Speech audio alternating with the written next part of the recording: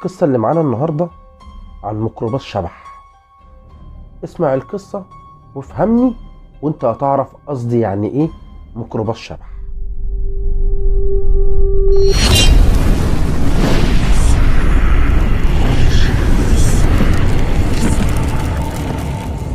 اكيد كلنا سمعنا عن الحادثة بتاعت الميكروباص اللي الميكروباص وقع فيها من على كوبري الساحل بعد ما اصطدم بتقل. الحادثة دي حصلت يوم حد، وناس كتير جدا قالت انها شافت الحادثة دي، وفي شهود سمعوا من تحت الكوبري صوت وقوع شيء ضخم سبب انفجار.